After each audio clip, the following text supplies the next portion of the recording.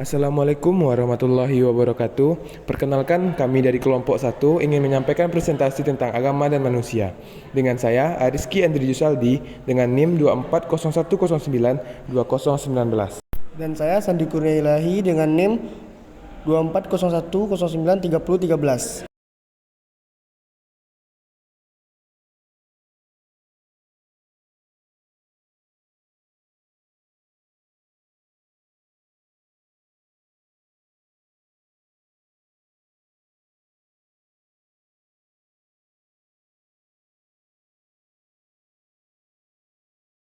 Latar belakang.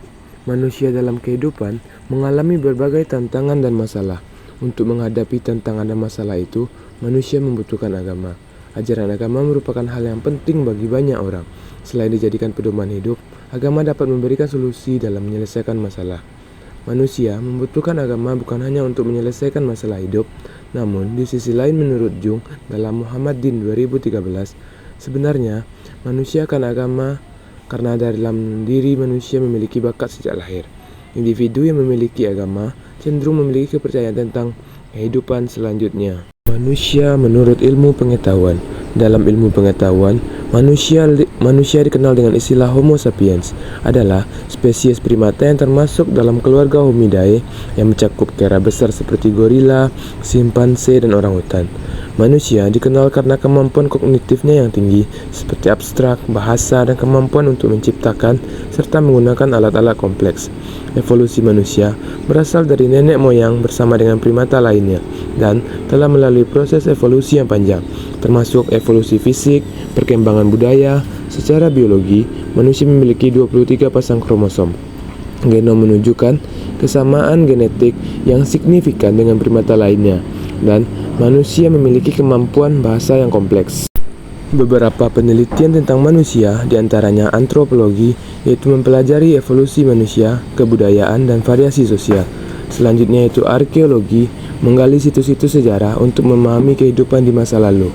Selanjutnya yaitu psikologi, meneliti proses mental dan perilaku manusia dalam kehidupan sehari-hari. Agama menurut ilmu pengetahuan adalah suatu keyakinan, kepercayaan, akidah atau dinul. Pengertian agama dapat dilihat dari segi kebahasaan atau dikenal dengan istilah etimologi, dan dari segi istilah yaitu terminologis. Dari sudut istilah, ini sudah mengandung banyak muatan subjektivitas dari orang-orang yang mengartikannya. Nama lain agama adalah al-din, memiliki makna kemenangan, kemuliaan, perjalanan, paksaan, dan peribadatan. Dalam kamus Al-Munjid mengandung arti balasan dan pahala, ketentuan, kekuasaan, pengaturan, perhitungan, dan dipatuhi oleh penganut agama yang bersangkutan. Manusia menurut Islam. Manusia dalam pandangan Islam adalah makhluk yang diberikan amanah oleh Allah dan wajib ditunaikan. Menurut Islam, manusia memiliki beberapa karakteristik diantaranya. Pertama, manusia adalah makhluk mulia dan terhormat yang diciptakan oleh Allah. Yang kedua, manusia diberi akal dan pikiran untuk memahami ilmu yang diturunkan oleh Allah. Yang ketiga, manusia adalah makhluk yang diberikan amanah oleh Allah dan wajib ditunaikan. Yang keempat, manusia diciptakan dari debu dan diberi roh oleh Allah. Yang kelima, manusia adalah khalifah yang diciptakan oleh Allah untuk beribadah kepadanya. Yang keenam, manusia memiliki berbagai macam karakter yang menjadi kelebihan dan kekurangan. Agama menurut Islam. Menurut Islam, agama adalah peraturan dari Allah yang mengatur hubungan manusia dengan Tuhan, diri sendiri, dan orang lain. Agama Islam diturunkan Allah kepada Nabi Muhammad sebagai Nabi dan Rasul terakhir untuk menjadi pedoman hidup bagi manusia hingga akhir zaman. Hal-hal yang berkaitan dengan Islam, yang pertama yaitu inti ajaran Islam adalah mengajak manusia untuk beriman kepada Allah. Yang kedua, agama Islam terdiri dari akidah dan syariat. Yang ketiga, tidak ada paksaan menganut agama Islam. Yang keempat, menurut Quran surat Ali Imran ayat 85, barang siapa yang mencari agama selain Islam, maka tidak akan diterima dan akan rugi di akhirat. Din al-Islam adalah sistem hidup yang diturunkan oleh Allah Subhanahu wa taala melalui Nabi Muhammad sallallahu alaihi wasallam yang mencakup berbagai aspek kehidupan manusia. Ruang lingkup dinul Islam adalah yang pertama yaitu akidah, yaitu aspek keyakinan yang meliputi keimanan pada Allah Subhanahu wa taala. Yang kedua, syariah, yaitu aspek norma atau keyakinan yang mengatur hubungan manusia dengan Allah. Yang ketiga, yaitu akhlak, yaitu aspek perilaku. Yang keempat, yaitu ibadah. Yang kelima, yaitu muamalah, yaitu kegiatan yang mengatur hal-hal yang berhubungan dengan tata cara hidup sesama umat manusia untuk memenuhi keperluan hidup sehari-hari. Manusia sebagai hamba Allah, selaku hamba Allah, secara otomatis manusia haruslah tunduk dan patuh dengan perintahnya. Selain itu, dalam meminta pertolongan, haruslah kepada Allah, bukan pada sesama makhluk Allah. Karena itu merupakan perbuatan syirik dan tak bisa diampuni dosanya oleh Allah. Oleh karena itu, tugas manusia sejatinya adalah hanya untuk beribadah kepada Allah. Segala sesuatu yang dilakukan adalah sebagai bentuk ibadah. Manusia sebagai khalifah berarti pengganti penguasa, pengelola dan pemakmur. Selaku khalifah, manusia mempunyai tanggung jawab untuk mengelola bumi ini sebagai ladang untuk menanam bekal untuk kehidupan akhirat nanti. Dan salah satunya syarat mutlak agar manusia bisa mengelola bumi ini dengan baik adalah dengan ilmu pengetahuan yang diperoleh dari proses belajar secara terus-menerus. Di dunia ini mustahil manusia dapat hidup seseorang diri. Manusia akan selalu membutuhkan orang lain dalam melakukan aktivitas kehidupan sehari-hari. Dalam ilmu sosiologi, kita telah belajar tentang interaksi sosial dan tentang sosialisasi. Di situ dipelajari bahwa hidup seseorang akan terkucil sendirian dan menjadi gila jika tidak mampu bersosialisasi dan tidak mau berinteraksi dengan orang lain. Tanggung jawab manusia sebagai hamba Allah. Manusia sebagai makhluk Allah mempunyai dua tugas utama, yaitu satu sebagai Abdullah, yaitu hamba Allah yang harus tunduk dan taat terhadap segala aturan dan kehendakannya, serta mengabdi hanya kepadanya.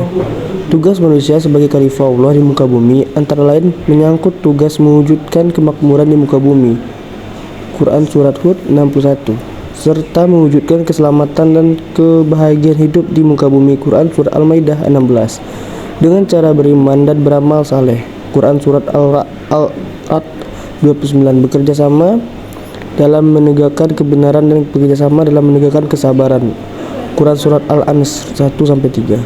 2. Sebagai khalifah Allah di muka bumi yang meliputi pelaksanaan tugas kekhalifahan terhadap diri sendiri, dalam keluarga atau rumah tangga, dalam masyarakat, dan tugas khalifah terhadap alam. Manfaat agama bagi manusia. 1. Fungsi psikologis. Banyak manusia meyakini dan mengamalkan ajaran agama untuk meraih ketentraman. Agama bisa memberi ketenangan dan mengurangi kegelisahan karena percaya ada sesuatu yang mengendalikan kehidupan. 2. Fungsi sosial. Tak hanya kepatuhan terhadap perintah Tuhan, agama juga mengatur tentang hubungan antar manusia ketika bersosialisasi, mulai dari solidaritas sosial, tertib sosial, tata kelakuan, hingga keharmonisan antar sesama manusia diatur sedemikian rupa agar seseorang bisa mengetahui perannya dalam kehidupan sosial. 3. Fungsi pendidikan. Agama berperan untuk memberikan pedoman dan bimbingan kepada manusia atau umat penganut sesuatu agama dan mengenai tindakan yang benar dan salah atau baik dan buruk. 4. Fungsi dan pengendalian diri. Tuhan menciptakan manusia sebagai makhluk lemah dan banyak keterbatasan. Agama hadir sebagai pengingat agar manusia tidak mudah terpengaruh oleh kesombongan dunia. Agama wahyu dan bukan agama wahyu. Agama wahyu. 1. Agama wahyu adalah agama yang didasarkan pada wahyu ilahi atau pembawaan langsung dari Tuhan yang diterima oleh para nabi atau utusan Tuhan. Dalam agama ini, ajaran dan pedoman datang langsung dari Tuhan dan dicatat dalam kitab suci sebagai sumber otoritas kebenaran.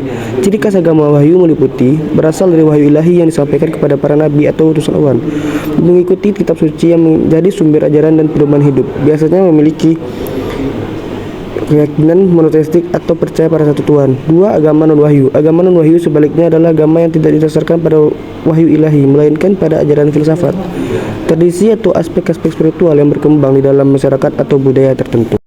Bantahan terhadap ateisme. Istilah ateisme berasal dari bahasa Yunani atheos, yang secara peyoratif digunakan untuk menyurujuk pada siapapun yang kepercayaannya bertentang dengan agama atau kepercayaan yang sudah mapan di lingkungannya.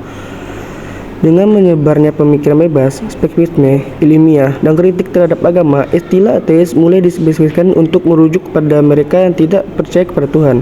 Sebenarnya, setiap manusia dilahirkan di atas fitrah, mengakui bahwa Allah yang menciptakan dia dan dia hanya beribadah kepada Allah semesta.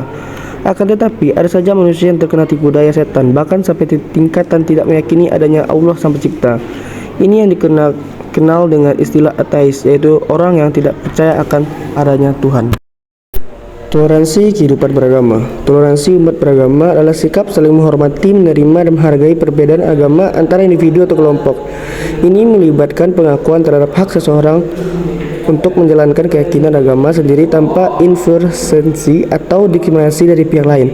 Contoh nyata toleransi umat beragama dapat ditemukan di Indonesia, negara yang akan kaya keragaman budaya dan religi.